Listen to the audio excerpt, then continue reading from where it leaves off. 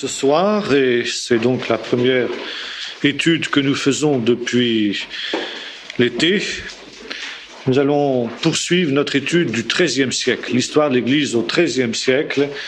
Et je pense que notre programme de cette année sera essentiellement consacré à ce siècle particulièrement important dans l'histoire de l'Église, notamment du point de vue catholique, mais je dirais aussi du point de vue des non-catholiques, dans ce sens que dans ce domaine-là, il a été un siècle particulièrement dramatique où l'Église catholique n'a pas brillé par son caractère évangélique, c'est le moins qu'on puisse dire. Nous étions restés à la fin du printemps sur la tragique histoire des cathares. Nous avons vu comment l'Église catholique s'était montrée d'une cruauté absolument inexcusable dans cette affaire-là, même si effectivement les cathares étaient des gens qui n'étaient pas orthodoxes au point de vue de la foi chrétienne, c'était vraiment des hérétiques au sens profond du terme, mais bien évident que quelles qu'aient été leurs erreurs spirituelles, la manière dont ils ont été traités était absolument contraire à la lettre et à l'esprit de l'Évangile et totalement inacceptable. Les cathares, nous avons vu, c'était en quelque sorte la première remise en question du système romain. Il y avait, parallèlement à cette hérésie cathare, il y avait une deuxième contestation du système romain, qui était ce que les catholiques considèrent comme l'hérésie vaudoise. Et d'ailleurs, pendant toute la durée du XIIIe siècle, Vaudois et cathares seront étroitement liés dans la condamnation sans appel que l'Église catholique fera, et puis aussi donc traités par l'Inquisition exactement de la même manière. De la même manière que le faisaient les cathares, les Vaudois remettaient en question le système romain en soi. Ça n'était pas une contestation, de tels points de doctrine ou de tels comportements, comme ça avait été le cas au moment de la révolte de Cluny, ou au moment de la réforme de Cluny ou de la réforme de Cîteaux, mais ici c'était vraiment une contestation du système romain en soi. Et c'est pourquoi l'Église catholique a réagi aussi durement vis-à-vis de ces deux mouvements qu'étaient les cathares et les Vaudois. L'origine des Vaudois est difficile à situer. On fait partir le mouvement vaudois, en fait, de la conversion de Pierre Valdo, un riche marchand de draps de Lyon, qui était un homme vivant dans les plaisirs, dans l'abondance, l'opulence, n'est-ce pas, et qui, un jour qu'il banquetait avec quelques-uns de ses amis, a été soudain interpellé par le fait que un de ses convives qui était à sa table s'est soudain effondré, victime d'une crise cardiaque, il est mort instantanément. Et soudain, Pierre Valdo s'est trouvé brutalement confronté avec le problème de l'éternité, un petit peu comme l'homme riche de la parabole, qui n'avait pas pensé plus loin que la vie terrestre. Et soudain, Pierre Valdo s'est interrogé sur la destinée éternelle, sur son salut. La question de son salut s'est posée. Et comme Pierre Valdo était un homme riche, il avait les moyens de consulter les textes sacrés, ce qui n'était pas à la portée du premier venu en cette fin du XIIe siècle. Il a lu la Bible, il a lu le Nouveau Testament notamment, et soudain, il a été particulièrement interpellé par le texte de Matthieu 19, vous savez, cet épisode du jeune homme riche, où Jésus donc dit, si tu veux avoir la vie, eh bien va, vends tous tes biens, donne-les aux pauvres, puis viens et suis-moi, et tu auras un trésor dans le ciel. Et Pierre Valdo a soudain pris cette parole de Jésus au jeune homme riche comme une parole qui s'adressait à lui.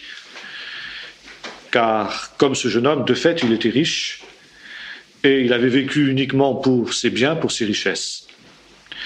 Et Pierre Valdo a pris à la lettre cette parole du Seigneur, il a vendu tous ses biens, il les a distribués aux pauvres, il n'a rien gardé pour lui, Il a gardé simplement pour les siens de quoi les mettre à l'abri du besoin jusqu'à la fin de leur jour, ce qui était tout à fait évangélique. Et le reste, il l'a donné aux pauvres, il l'a distribué aux pauvres. Et ensuite, le viens et suis-moi, il l'a considéré comme, étant appelé à aller prêcher l'évangile de lieu en lieu. Et Pierre Valdo est devenu quelque sorte le fondateur de ce qu'il espérait bien être à cette époque-là un ordre monachique, car somme toute, à cette époque-là, c'était le cheminement normal dans l'Église catholique du Moyen-Âge. Toute réforme se concrétisait, se caractérisait par la création d'un ordre monachique. Nous avons vu ça déjà avec Bernard, avec les réformes de Cluny, tous les mouvements qui se sont créés à partir du Ve siècle aboutissent à la création d'un ordre. Pourquoi ? Parce que il ne s'agit pas, l'Église catholique ne supporte pas une remise en question, n'est-ce pas, de l'ensemble de son système, mais par contre, si elle peut canaliser le mouvement de réforme dans un ordre religieux, il ne sera pas gênant. Et en même temps, les âmes d'élite qui ne supportent pas, qui n'acceptent pas la médiocrité générale, vont trouver là un exutoire à leur soif d'absolu. Et par exemple, si vous remarquez des exemples actuels, le mouvement charismatique a été absolument traité de cette manière-là dans l'Église catholique, non pas qu'il y ait eu un ordre qui ait été créé, un ordre monaschique, mais on a créé un mouvement, le mouvement dit du renouveau, qui était une manière de canaliser le mouvement, de faire en sorte qu'il ne déborde pas là où il ne devrait pas déborder sur les autres secteurs de l'Église, et que ceux finalement qui avaient soif d'un peu de vie, un peu d'exubérance, puissent trouver là quelque exutoire. C'est pas bon. Ça, c'est le moyen normal dans l'Église catholique de faire. Donc Pierre Valdo n'envisageait rien d'autre que cela, la création d'un ordre nouveau qu'il pensait être un ordre mendiant. Et le XIIe siècle va être, le XIIIe siècle, pardon, va être le siècle qui va voir l'apparition d'ordres mendiants. Qu'est-ce que c'était que les ordres mendiants ? Bon, c'était évidemment quelque chose qui était profondément inscrit dans le monde culturel du XIIIe siècle, fin du Moyen Âge, où le mendiant faisait partie de l'univers. Le mendiant, c'était monnaie courante. Il n'y avait rien de... Faut dire, finalement, il n'y avait rien d'anormal, il n'y avait rien, à la limite même d'humiliant, que d'être mendiant. Quelqu'un qui se trouvait malade, quelqu'un qui se trouvait âgé, sans ressources, vivait de la mendicité, de la charité publique. C'était une institution, on pourrait dire, du Moyen-Âge européen. Et par conséquent, Pierre Valdo avait considéré qu'on pouvait très bien s'inscrire dans ce courant-là, parce que même si c'était quelque chose qui était officiellement reconnu, que la mendicité, c'était quand même le plus bas de l'échelle, quoi. Et comme Pierre Valdo avait fait l'option de la pauvreté la plus totale, automatiquement, il avait pris l'option d'être un mendiant parmi les mendiants. Seulement, la vision de Pierre Valdo n'était pas la mendicité au sens où nous l'entendons aujourd'hui, mais c'était, si vous voulez, il prenait l'évangile qui dit, quelques lieux que vous entriez, que vous arriviez, entrez dans la maison où on vous recevra, mangez ce qu'on vous donnera, guérissez les malades, ressuscitez les morts, vous avez reçu gratuitement, donnez gratuitement. Et pour Pierre Valdo, il n'était pas du tout question de recevoir gratuitement, mais il était aussi question de donner gratuitement. Or, donner quoi ? C'était donner sa force, son travail, rendre des services. Et là aussi, c'était une institution du Moyen-Âge, l'ouvrier journalier. Il y avait des gens sans travail, sans spécialisation, qui offraient leur travail pour une journée, pour 2 journées, pour le temps qui est nécessaire, puis ils allaient plus loin selon les besoins. Et Pierre Valdo, donc, entendait que les prédicateurs qu'il allait envoyer, parce que, bien entendu, d'autres s'étaient rapidement joints à lui, il avait commencé à prêcher, et automatiquement, certains l'avaient suivi, et il envoyait donc les disciples comme Jésus, 2 par 2, reprenant à la lettre l'évangile dans ce domaine-là, et en disant, voilà, l'ouvrier mérite son salaire. Donc il n'était pas question ici de manger le pain gratuitement, mais d'être un ouvrier qui méritait son salaire. Et si, eh bien, occasionnellement, on n'avait pas été embauché, si il n'y avait rien à manger, alors, dans ce cas-là, et dans ce cas-là seulement, on pouvait vivre de la charité publique, donc de la mendicité au sens propre du terme. Mais le premier devoir du vaudois, du prédicateur vaudois, c'était d'être quelqu'un qui travaillait, quelqu'un qui recevait sa nourriture en échange de son travail. Mais, à l'inverse, justement, des ouvriers journaliers de cette époque-là, les Vaudois avaient pour interdiction de recevoir un salaire en argent. Et Pierre Valdo avait banni l'argent totalement de son univers, et le salaire qu'il devait recevoir, que ses disciples devaient recevoir, était simplement leur nourriture. L'ouvrier mérite sa nourriture. Il avait pris à la lettre la parole du Seigneur. Donc, les disciples devaient partir sans bourse, sans argent aucun, et c'est en cela qu'ils étaient des ordres mendiants. La prédication de Pierre Valdo a eu un succès immédiat et a enflammé les foules comme une traînée de poudre, parce que, évidemment, à Lyon, Pierre Valdo était connu, c'était une des grandes personnalités de la ville, et sa conversion avait fait beaucoup de bruit à Lyon et dans les environs.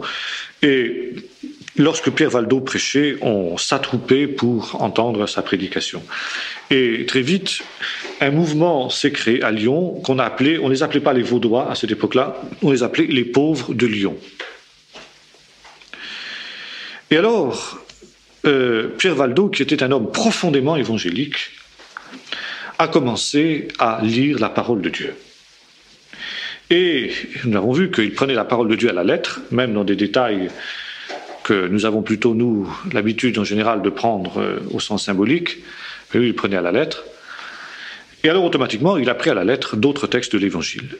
Et notamment, il s'est rendu compte que l'Église catholique était en porte-à-faux total sur un certain nombre de points, de principes évangéliques.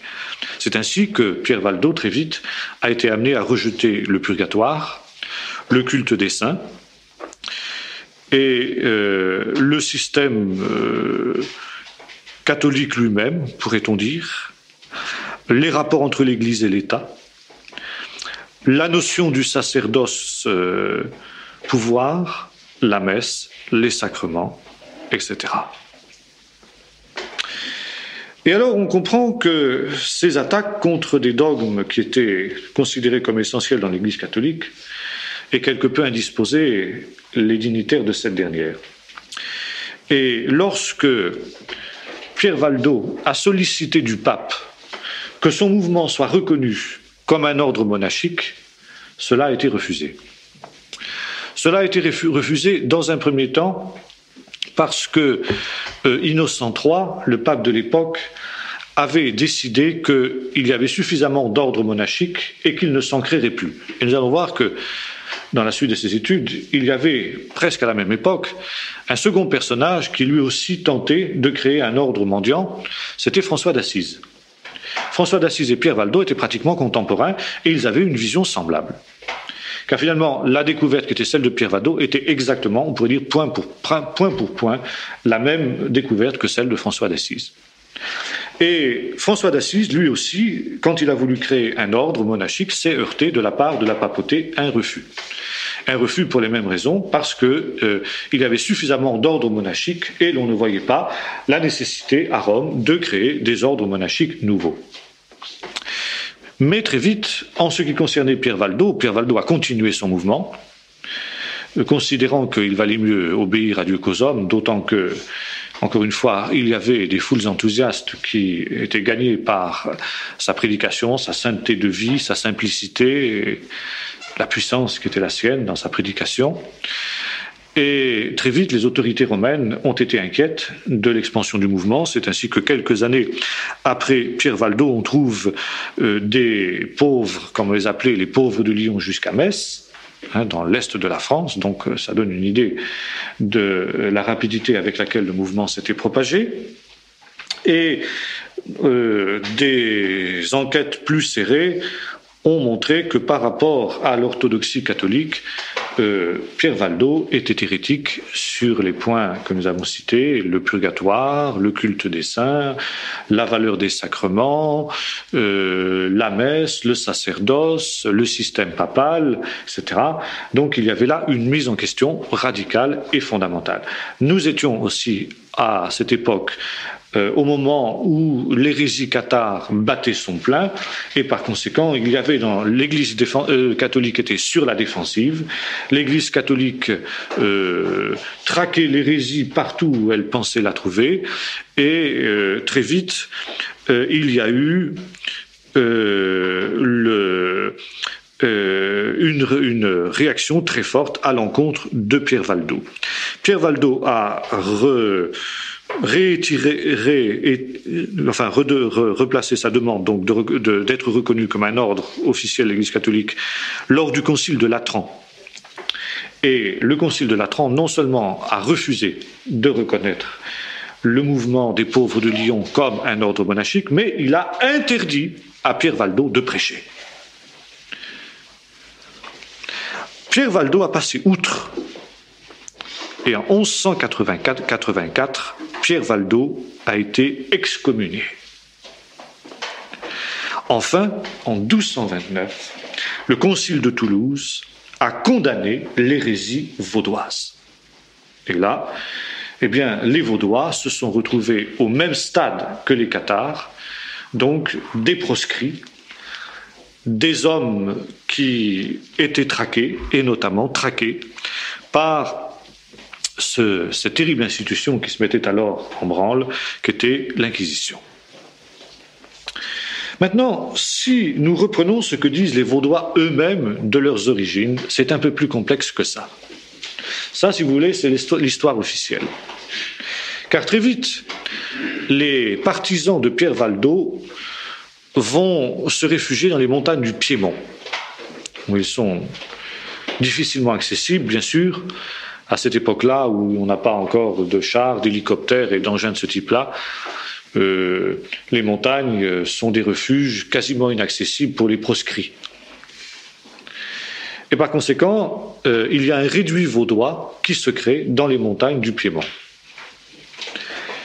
Or, les sources de ce que l'on appelle les Vaudois ont quelque chose à dire, elles, sur les origines du mouvement. Contrairement à ce qui existe avec les Cathares, nous avons vu qu'il n'y a absolument aucune source qui émane des Cathares eux-mêmes, car toutes ces sources-là ont été détruites par l'Inquisition, si bien qu'on ne sait pas ce que les Cathares pensaient d'eux-mêmes, ni ce que les Cathares disaient d'eux-mêmes.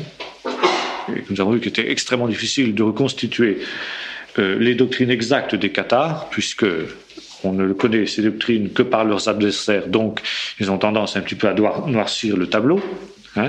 Mais pour les Vaudois, il n'en est pas de même, car à l'inverse des Cathares, les Vaudois ont subsisté jusqu'à nos jours.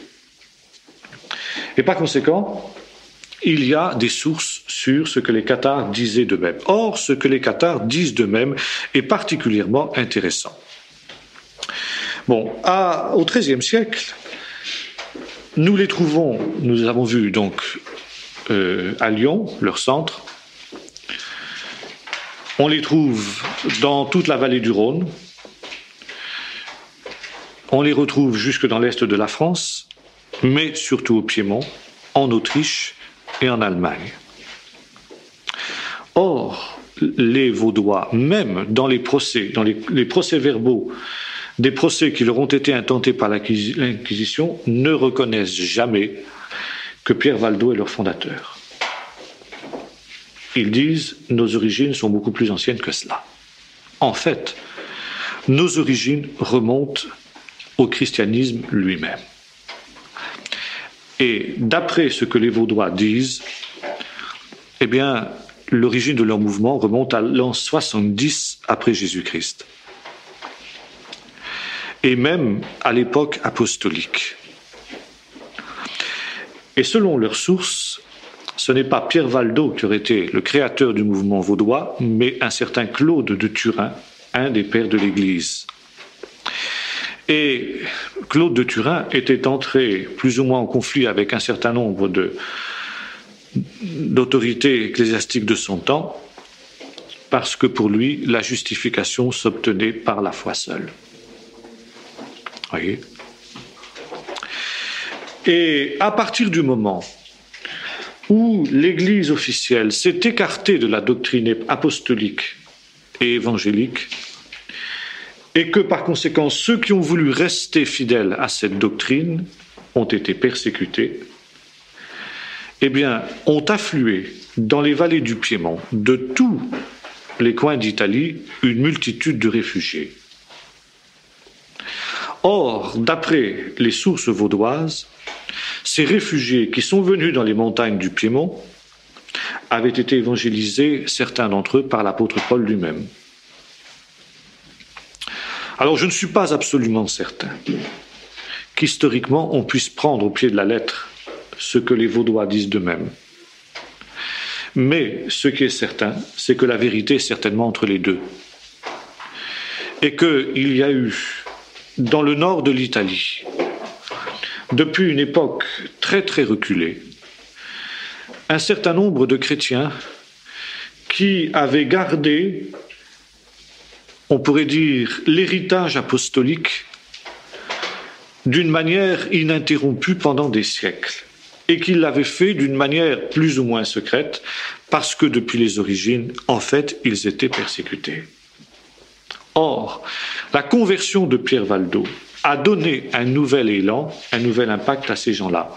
Et Pierre Valdo, en fait, s'est rendu compte, entrant en contact avec ces gens-là, qu'ils étaient sur la même longueur d'onde par rapport à eux. Et comme Valdo, vaudois, valdenses en italien, est un mot qui peut venir de Valdo, Valdens, n'est-ce pas ? Ça peut venir de Valdo. Eh bien, les inquisiteurs, les adversaires des Vaudois ont considéré que Pierre Valdo était le fondateur du mouvement, alors qu'il n'était que le catalyseur, celui qui avait donné un nouveau souffle et un nouvel influx à ce mouvement qui existait bien auparavant. On trouve, dès la fin du XIIe siècle, une église vaudoise, nous l'avons vu à Metz, au centre de laquelle se trouvait la prédication de la Bible. On en trouve aussi à la même époque à Cologne, donc en Allemagne.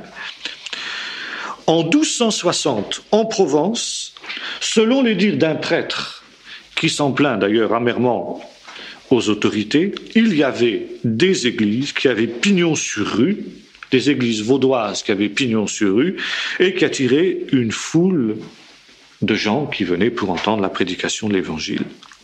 En 1212, les dominicains, qui sont en charge du tribunal de l'Inquisition, arrêtent dans cette région 500 personnes à la sortie des différents cultes. Donc, s'ils arrêtent 500 personnes, c'est la preuve qu'il y avait quand même un certain nombre de gens qui y participaient. Cette même année, 80 de ces personnes arrêtées sont condamnées et 80 hommes donc sont brûlés vifs, 25 femmes sont enfermées dans des couvents après avoir vu leurs biens confisqués. Et ce qui ressort des rapports de l'Inquisition de cette période-là, c'est que ce soit en Provence, que ce soit en Allemagne, que ce soit en Italie ou que ce soit en Alsace, comme ils le disent, la secte est une. C'est intéressant de voir d'ailleurs qu'à cette époque-là, déjà, ces gens-là étaient qualifiés d'être une secte. Et vous, il n'y a rien de nouveau sous le soleil à ce niveau-là. Mais ces gens-là, évidemment, niaient farouchement être une secte, et dans les procès, ils répétaient toujours une seule chose, la continuité d'une tradition qui avait sa source dans l'enseignement de l'Écriture et dans la pratique de l'Église primitive. Ça, ils étaient absolument fermes. Et c'est ainsi que un de leurs pasteurs, qui se nommait Jean, et qui avait été arrêté, avait donné devant le tribunal ce témoignage. Voilà ce qu'il avait dit. « Nous sommes pécheurs comme vous. Nous comptons sur le pardon de nos péchés en dépit de nos mérites.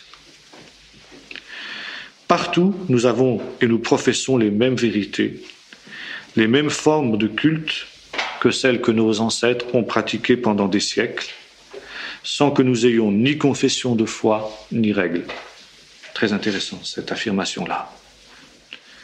Les Vaudois étaient conscients qu'ils avaient gardé donc le dépôt apostolique, qui s'était transmis donc de génération en génération pendant des siècles.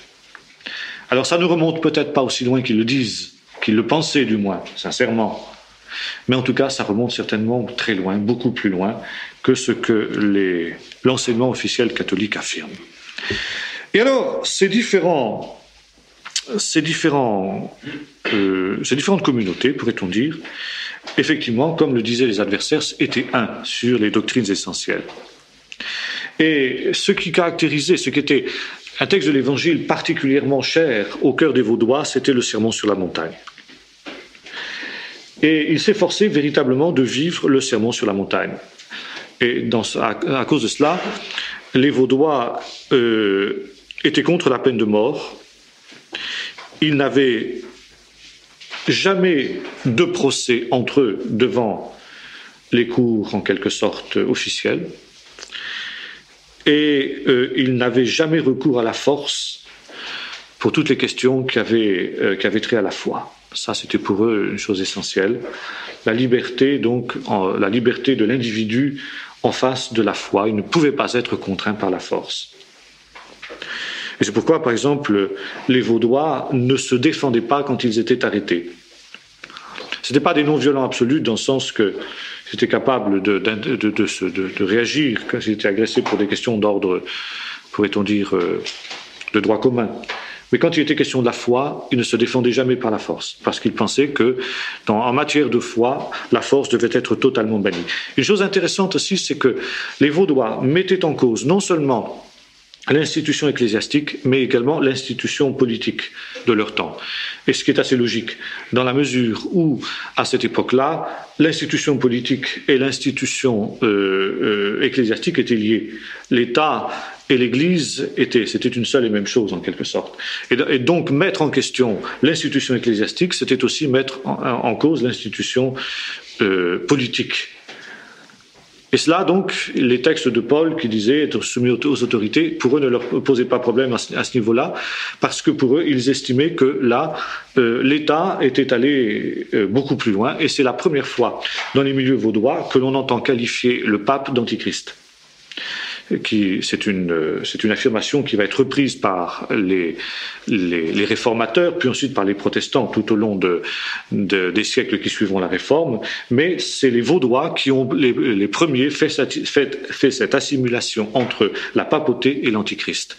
Et ils considéraient que dans la mesure où les rois, les empereurs, avaient fait allégeance à la papauté, ils n'étaient plus donc dans la ligne de Dieu, ils étaient là pour contraindre par la force en matière de foi, et que notamment sur ces questions-là, ils ne reconnaissaient pas l'autorité de l'État. Et c'est la raison pour laquelle ils ne reconnaissaient pas non plus l'autorité des tribunaux d'État.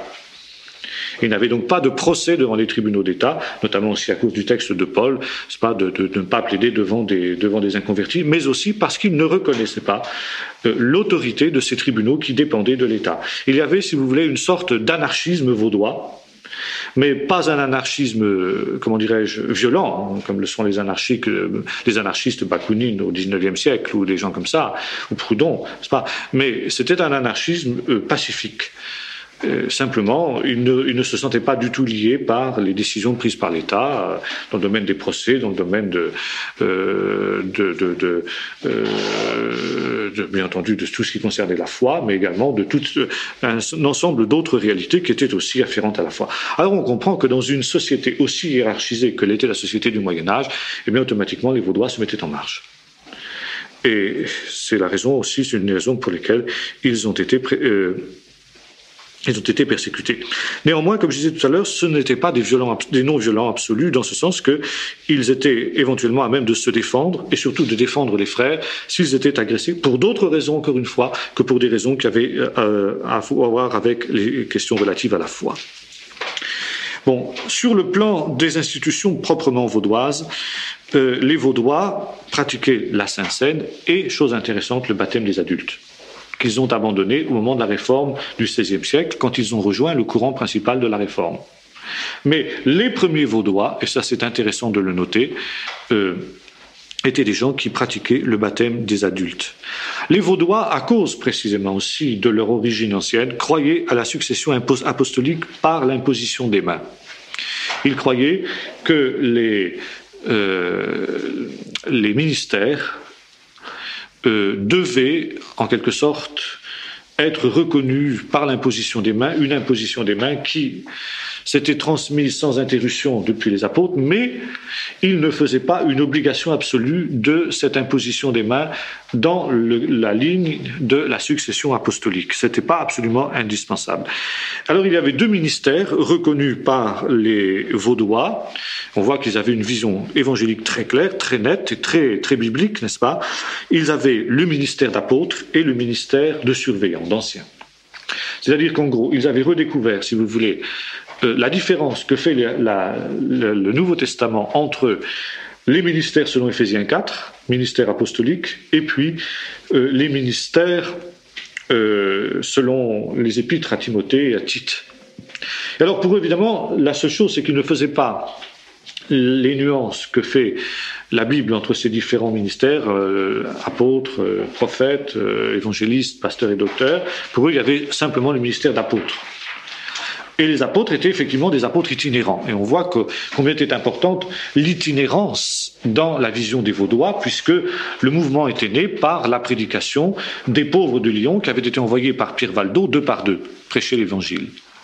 Et puis il y avait les surveillants, ils appelaient ça les surveillants, qui étaient en quelque sorte à demeure, qui avaient la charge de paître les communautés locales, tandis que les apôtres soit faisaient de l'évangélisation itinérante, soit visiter les églises pour les encourager, pour les fortifier, les communautés locales pour les fortifier. Donc nous avons ici, à l'encontre des cathares, qui était un mouvement hérétique par rapport à la foi biblique, nous avons ici affaire à un courant et un mouvement authentiquement évangélique. Voyez-vous ? Et on peut dire que les Vaudois, effectivement, sont les précurseurs de la Réforme, des gens qui avaient découvert les grands principes de la Réforme bien avant que celle-ci n'éclate en Europe. Alors, ce qui est intéressant aussi, c'est que les Vaudois prenaient à la lettre l'exhortation de Jésus, nous l'avons vu tout à l'heure, quand vous entrez dans une maison, guérissez les malades. Autant qu'on le sache, les Vaudois n'étaient pas charismatiques.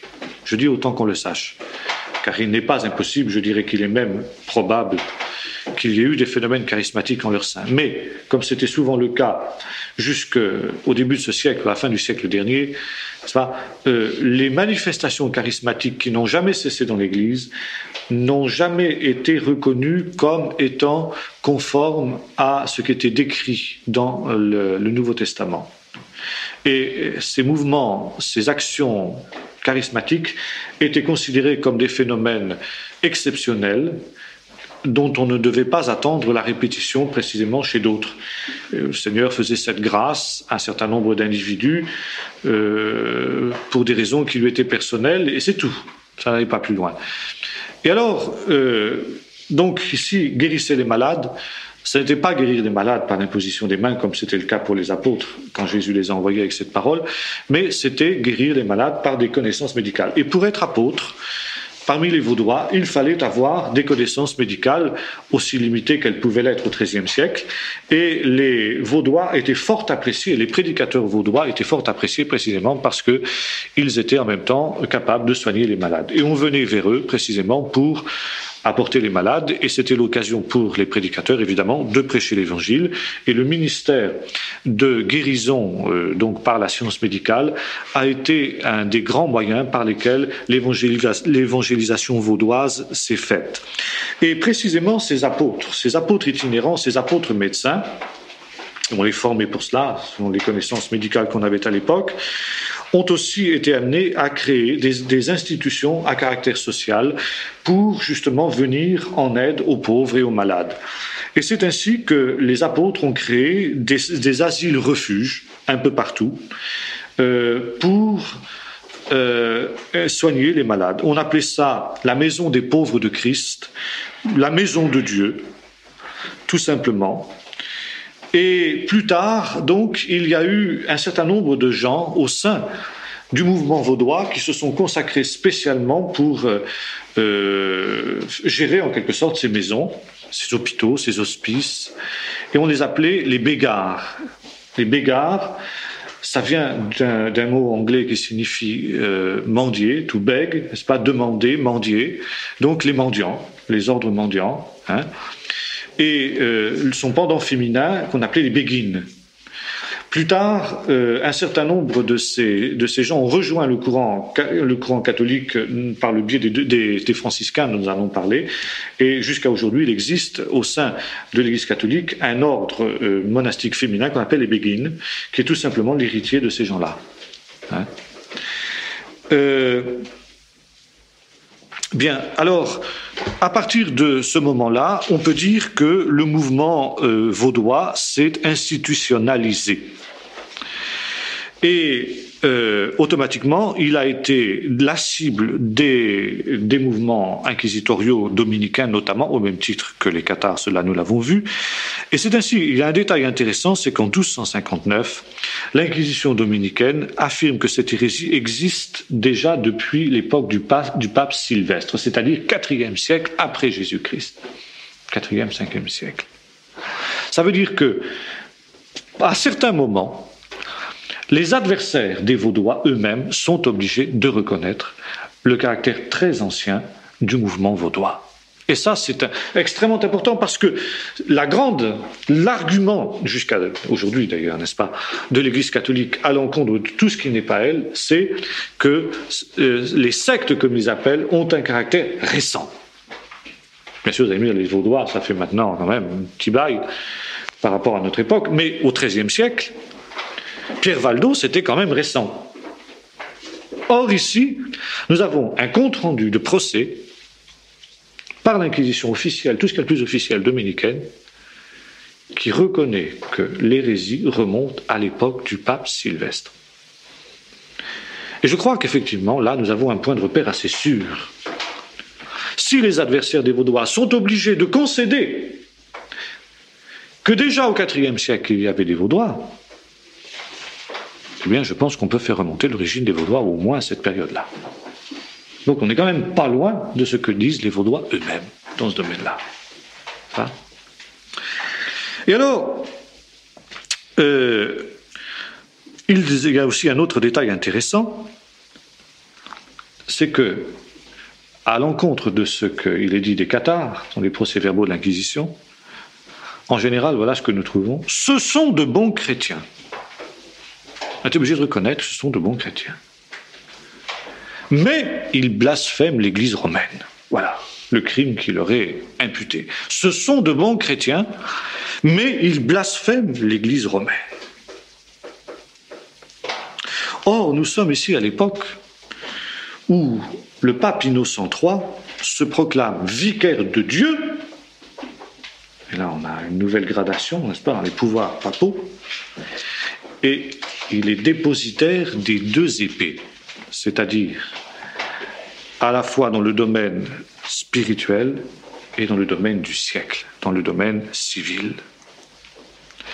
Ça veut dire que le pape a le droit de déposer à son gré les rois, il a le droit de relever les vassaux des vœux qu'ils ont formulés à l'endroit de leurs supérieurs, et par conséquent, il a le droit d'intervenir aussi dans le domaine de la répression de l'hérésie par la force. Et le pontificat d'Innocent III, le plus grand pape de la fin du Moyen-Âge, est le pontificat sous lequel il y a eu le plus de sang innocent répandu qu'à aucune autre époque. Et celui que les catholiques considèrent comme leur plus grand pape est en fait un des plus sanguinaires, un des hommes les plus sanguinaires qui ait jamais vécu. En 1215, Innocent III convoque le concile de Latran. C'est le plus grand rassemblement d'églises de la fin du Moyen-Âge. Et par ce concile, Innocent III entend consacrer la prééminence papale, et le concile se tient dans un déploiement de faste pour impressionner les peuples, en quelque sorte, et consacrer ainsi la puissance de l'Église catholique. 71 primats s'y rassemblent et archevêques, 400 évêques, 800 abbés et prieurs qui, comme on le sait, ont le même rang que les évêques et par conséquent participent au même titre que les évêques à un concile œcuménique. Et c'est au cours de ce concile de Latran qu'est officiellement promulgué le dogme de la transsubstantiation, à savoir qu'au moment où le prêtre prononce les paroles de consécration sur le pain et le vin, plutôt sur le pain, l'hostie, puisque déjà la coupe a été depuis longtemps retirée aux fidèles. Mais lorsque le prêtre consacre, ou plutôt prononce les paroles « Ceci est mon corps, ceci est mon sang », par la vertu de la parole du prêtre, et parce que le prêtre est au bénéfice de l'imposition des mains ininterrompue qui remonte aux apôtres, ce que l'on appelle dans l'Église catholique la succession apostolique,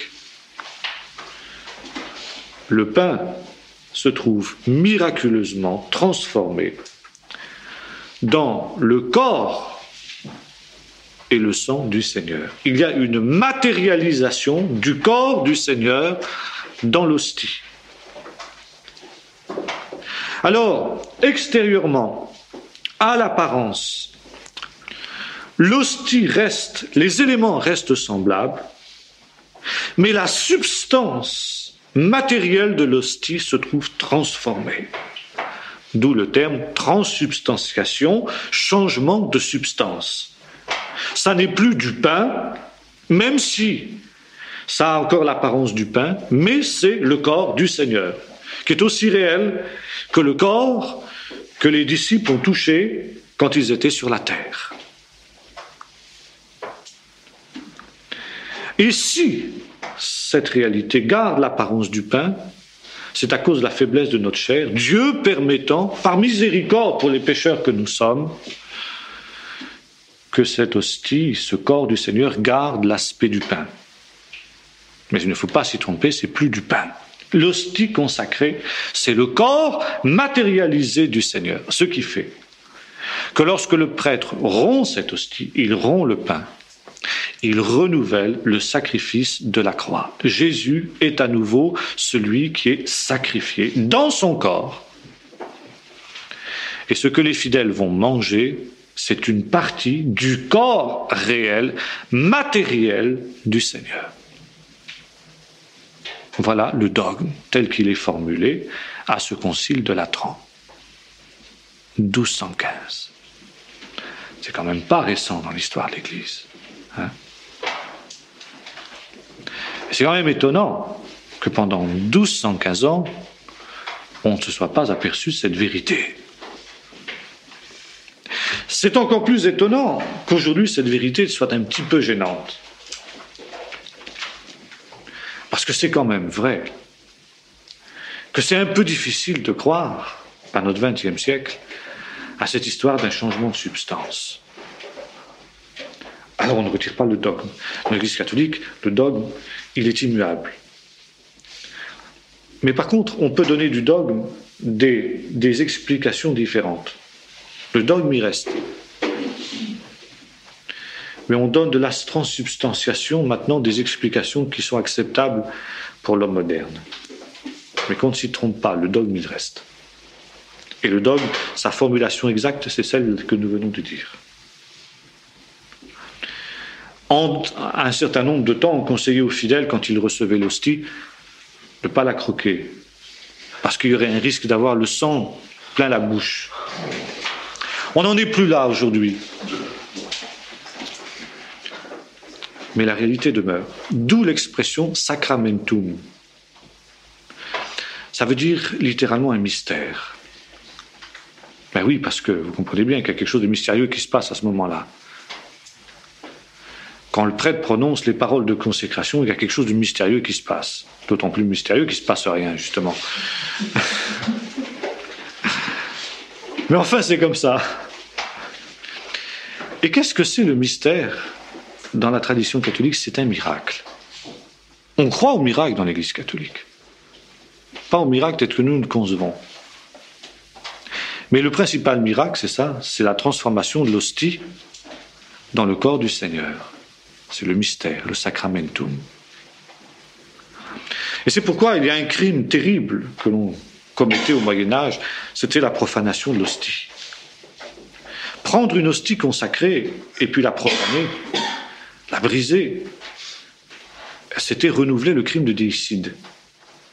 Et on pouvait se retrouver sur le bûcher pour ça. Plus d'un mécréant qui a voulu tout simplement passer un bon moment, rigoler un peu, s'est retrouvé sur le bûcher à cause de ça.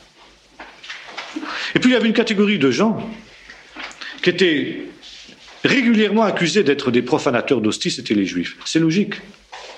Puisque les Juifs étaient les déicides, ceux qui avaient crucifié Jésus, et que ces gens-là continuaient à être contre le Christ, il était logique, dans la mentalité d'un homme du Moyen-Âge, de croire que les Juifs cherchaient à perpétuer ce crime, et que les Juifs prenaient un malin plaisir à les voler des hosties consacrées dans les églises pour les profaner, notamment pendant le soir de la Pâque, la fameuse soirée du Vendredi Saint.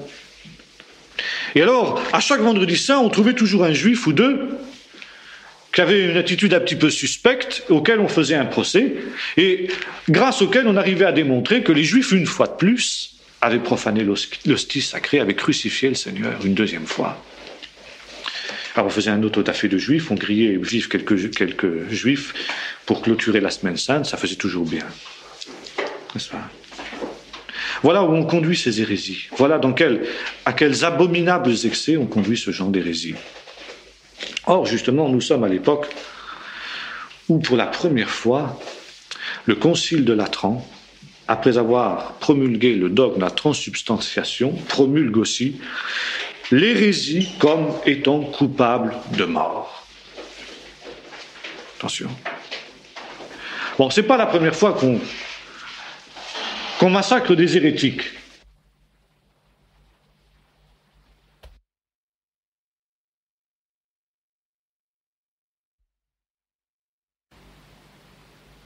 C'est classique. Charlemagne avait déjà commencé quand il avait massacré les Saxons qui faisaient se convertir, ou ceux qui étaient devenus relapses, ceux qui étaient retournés à leurs idoles. Enfin, bon, l'Église fermait les yeux sur ces menus fredaines, surtout quand il s'agissait d'aussi grands personnages que de Charlemagne. Mais elle ne le recommandait pas.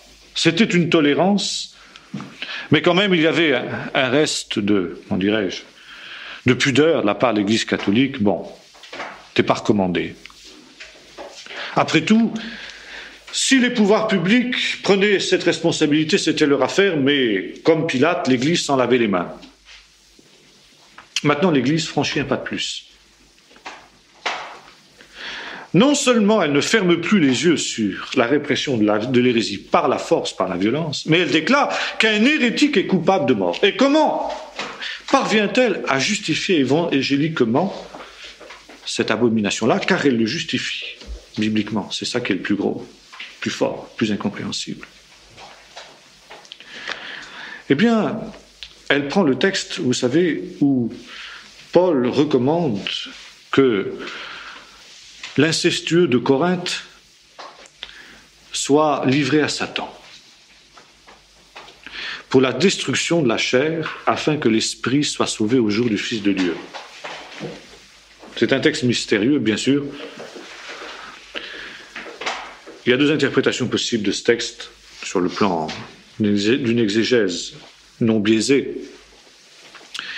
Soit le coupable est rejeté de l'Église et il se retrouve dans le monde, donc il est en proie à toutes les tentations de Satan, comme n'importe quel païen qui est dans le monde. Soit, il y a une autre, ça c'est l'interprétation des orthodoxes, soit il y a une autre interprétation qui consiste à dire que, eh bien, il y a une puissance spirituelle et que, quelque sorte, spirituellement, cet homme devient la proie de l'ennemi, de Satan, de façon à ce que, étant atteint d'une maladie grave ou étant atteint par l'ennemi dans son corps, il puisse se repentir et se tourner vers Dieu. Mais évidemment, jamais, en aucun cas, il n'a été question d'une mise à mort pratiquée par, sinon par l'Église, du moins avec la recommandation et l'ordre de l'Église. Jamais. Or, c'est ainsi que le Concile va interpréter ce texte. Qu'il soit livré à Satan pour la destruction de la chair, afin que l'esprit soit sauvé au jour du Fils de l'homme. Alors, qu'est-ce que c'est Satan? Eh bien, on conclut, c'est celui qui, évidemment, accomplit l'œuvre de Satan, la destruction de la chair. Ça, pas question que l'Église se charge de cet office-là. L'Église ne va pas quand même aller jusque-là. C'est pas le prêtre qui va servir de bourreau. Mais il y a des bourreaux dans la société civile. Alors, on le livre, comme on l'appelle à cette époque-là, au bras séculier. Le tribunal ecclésiastique le condamne à mort, mais ce n'est pas elle qui exécute la sentence, c'est le bras séculier. Le bourreau, il dépend d'un prince. Chaque prince a son bourreau. Il y a dans l'institution médiévale ce qu'on appelle les seigneurs hauts justiciers. Ça veut dire ceux qui ont le droit de mort. Alors évidemment, chaque seigneur haut justicier, parce que la justice, la haute justice, c'est-à-dire le droit de mettre à mort, n'est pas centralisé comme dans les États modernes.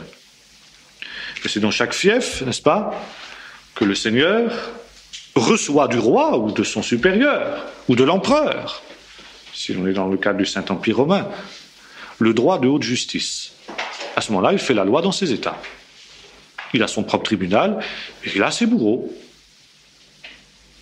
Et si un hérétique est pris dans le fief d'un seigneur haut justicier, s'il est condamné par le tribunal de la Sainte Inquisition à mort, pour hérésie,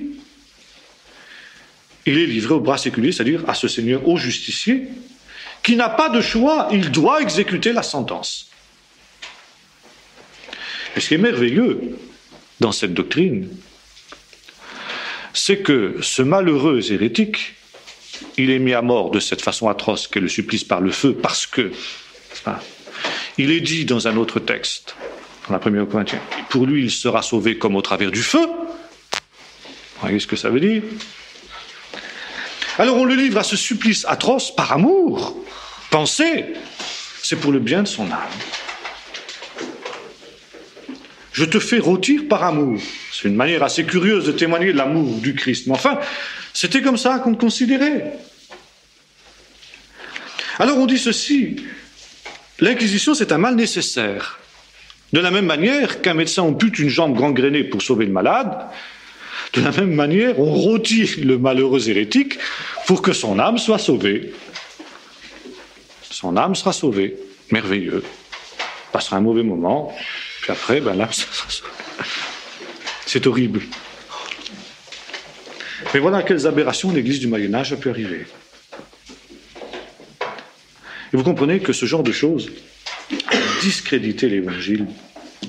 Et si aujourd'hui il y a ce mouvement de révolte contre l'Église, contre le christianisme, ça a son origine là, dans ces excès-là. Et c'est ainsi que l'Inquisition naît quelques années plus tard, en 1229, au Concile de Toulouse, qui est la conséquence du Concile de Latran, qui crée donc le tribunal de la Sainte Inquisition.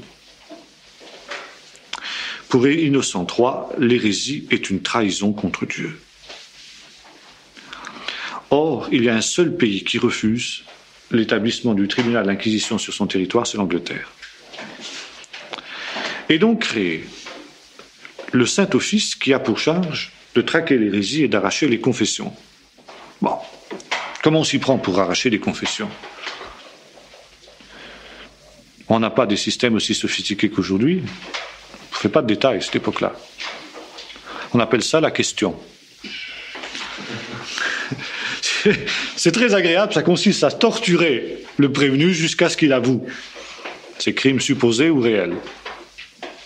Son hérésie supposée ou réelle.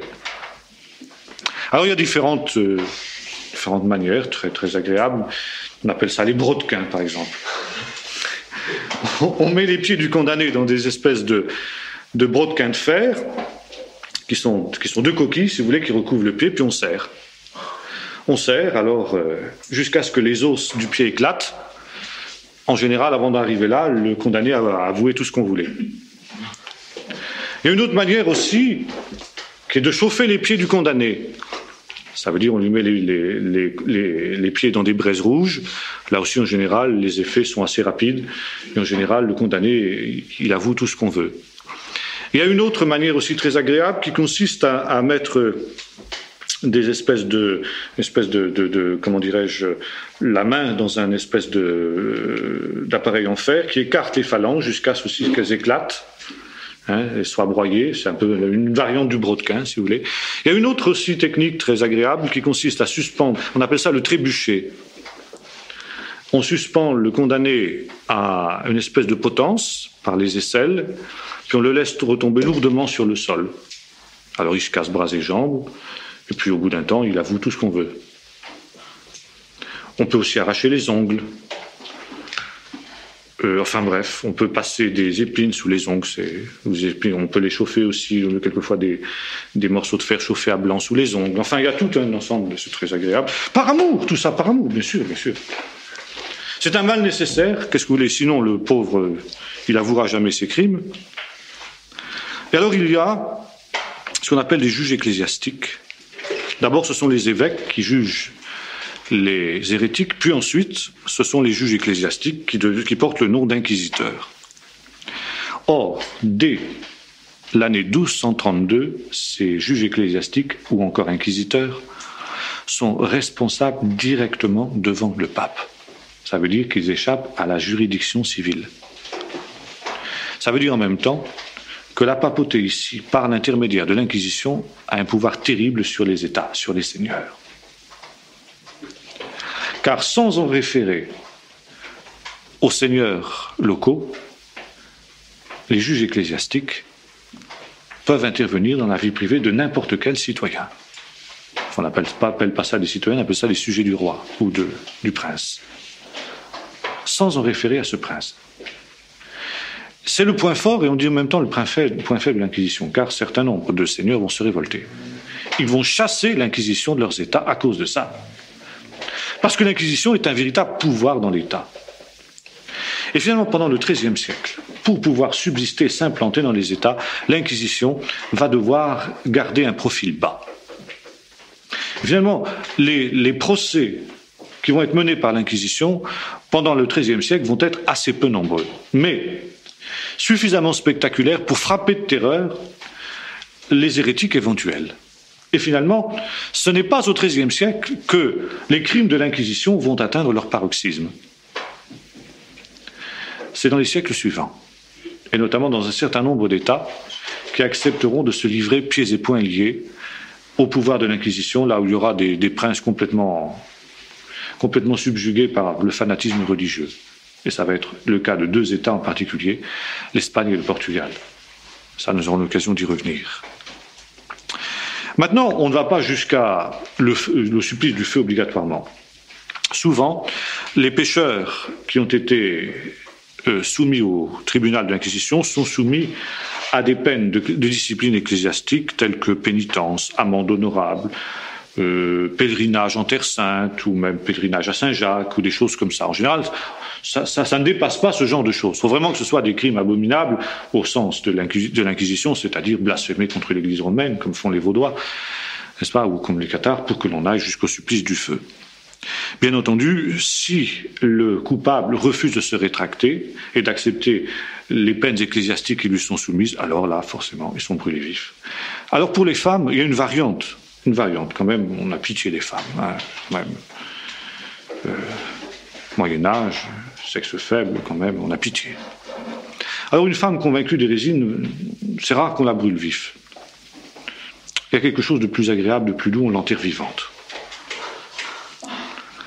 Les femmes sont enterrées vivantes. Alors, les récits de l'époque nous montrent comment ça se passait. On creusait une tombe, tout simplement, hein. On recouvrait de terre. Alors, on voyait la terre qui s'agitait pendant tout un temps, puis de moins en moins fort, jusqu'à ce que finalement la pauvre personne qui était dessous meure asphyxiée, quoi. Voilà où a conduit le fanatisme religieux au Moyen-Âge, XIIIe siècle. L'époque de gloire, n'est-ce pas, du catholicisme. Alors, on a un peu de mal à comprendre la sympathie que les catholiques continuent à porter pour cette période.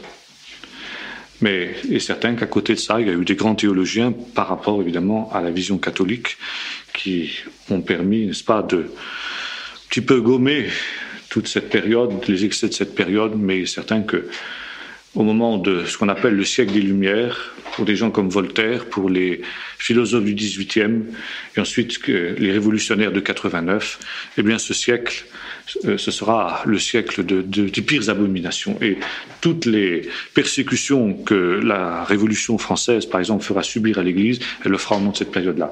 Et finalement, quand on parle des ténèbres du Moyen-Âge, l'obscurantisme du Moyen-Âge, qui est une notion qui naît au XVIIIe siècle, et quand on parle du siècle des Lumières, c'est par opposition aux ténèbres du Moyen-Âge. En fait, le Moyen-Âge, c'est le XIIIe siècle. C'est uniquement le XIIIe siècle. Non, là. Mais les excès du XIIIe siècle ont fait que tout le Moyen-Âge est inclus dans ce siècle-là. Alors que le Moyen-Âge, ça n'a pas été que ça. Il faut quand même le dire. Hein. Le Moyen-Âge, il y a eu quand même d'autres dimensions. Il y a eu quand même, il y a eu la réforme de Cluny. Hein. Il y a quand même eu les grands ordres monastiques du début. Il y a eu quand même l'évangélisation de l'Europe à partir du 5e siècle par les Irlandais jusqu'au 11e siècle. Ça a quand même été une épopée qui n'est pas ces horreurs-là. Mais voyez-vous, ces horreurs sont devenues telles et ont pris une telle proportion dans l'imaginaire collectif. Et c'est ça l'histoire, voyez-vous, il y a une histoire sélective, une mémoire sélective des peuples. On sélectionne un certain nombre de choses. Et finalement, ce qui reste aujourd'hui dans la mentalité de nos contemporains par rapport à l'histoire de l'Église du Moyen-Âge, c'est ça. Et ces excès-là justifient maintenant les croisades anti-chrétiennes, hein, jusqu'à nos jours. C'est ça qui reste, les excès de cette inquisition-là. Or, comme nous l'avons vu aussi, les bûchers, les enterrements vivants n'ont pas été quand même aussi nombreux que cela. Ils ont été, les quelques milliers qu'il y a eu pendant le siècle, c'est trop, bien sûr. Mais, si vous voulez, on a l'idée aussi du XIIIe siècle qu'il y avait des bûchers qui s'allumaient tous les 8 jours, n'est-ce pas? Bon, nous avons vu les Vaudois, sur 500 qui ont été arrêtés, il y en a eu 80 de brûlés vifs. Bon, c'est beaucoup dans toute la Provence. C'est énorme, c'est trop. Bon, tous les cathares de Montségur ont été brûlés vifs, ça fait plusieurs centaines de personnes. C'est énorme. Mais c'est quand même pas tous les jours qu'il y avait des bûchers comme celui de Montségur. Voyez-vous? Mais c'était trop. Et le public n'a pas accepté que, de la part de gens qui étaient chrétiens, qui professaient l'évangile d'amour du serment sur la montagne, et c'est ce qui écœurait les Vaudois, eh bien, on puisse avoir, même pour quelques... Je ne sais pas, il y a eu peut-être sur le XIIIe siècle, il y a eu 10 000 bûchers. C'est énorme. C'est trop. Mais ce n'est pas quand même quelque chose qui avait lieu tous les 4 matins. Hein. Mais dans l'esprit du public, c'est ça. Et c'est pourquoi le XIIIe siècle est un siècle abominable dans l'histoire de l'Église, dont on continue à porter ici les séquelles. Et ce qui est terrible, c'est que finalement, les protestants que nous sommes, qui eux-mêmes ont été victimes de persécutions de ce type-là, mais on arrive maintenant à faire un amalgame terrible. Toute religion, aujourd'hui, tout élan religieux porte en son sein l'Inquisition. Toute affirmation d'un absolu porte en elle-même les risques d'une inquisition. Et ce n'est pas l'ayatollah Khomeini ni Saddam Hussein aujourd'hui qui va faire démentir ça. Et finalement, nous qui avons été victimes de ces choses-là, eh bien, nous sommes amalgamés aux inquisiteurs, voyez-vous. Et nous portons en quelque sorte l'opprobre des inquisiteurs à partir du moment même où nous disons que nous sommes chrétiens, que nous avons une dimension religieuse. Alors voyez-vous, ici, l'importance de comprendre l'histoire pour pouvoir comprendre aussi les réactions des gens. Alors évidemment, aujourd'hui, ça devient prétexte. Souvent, pour les gens, c'est des prétextes. Mais c'est des prétextes faciles. Et bien sûr, historiquement, c'est facile de démonter ça, en disant, mais écoutez, nous avons nous-mêmes été victimes, etc. Mais vous avez cette mémoire sélective des peuples qui fait qu'ils ne gardent de l'histoire qu'un certain nombre d'éléments qui les ont marqués et font abstraction du reste. Et quand même, le Moyen-Âge, maintenant, c'est loin. Et la plupart des gens ne savent pas et ne veulent pas savoir ce qui s'est passé au Moyen-Âge. Voilà, si vous voulez, en gros, ce qu'on pouvait dire de cette situation-là. Mais en même temps, une dernière conclusion aussi, je terminerai là-dessus, c'est que dès cette période-là, eh bien la réforme est en marche. Les excès de l'Inquisition vont conduire tôt ou tard à la réforme. Elle est en marche parce que déjà les Vaudois l'ont commencé, et puis parce que finalement, dans la mentalité des gens, dans l'esprit des gens, les excès de l'Inquisition rendent impensable la poursuite du système romain, et le système romain qui atteint son apogée, le maximum de sa puissance, est déjà sapé à la base par ses excès mêmes. Et un jour, eh bien, ils le renverseront. Quand Luther clouera sur les portes de la cathédrale de Wittenberg, n'est-ce pas, le jour de la Toussaint 1517, les fameuses thèses qui ébranleront l'Église catholique tout entière. Voilà, est-ce que vous avez quelques questions à poser là-dessus ?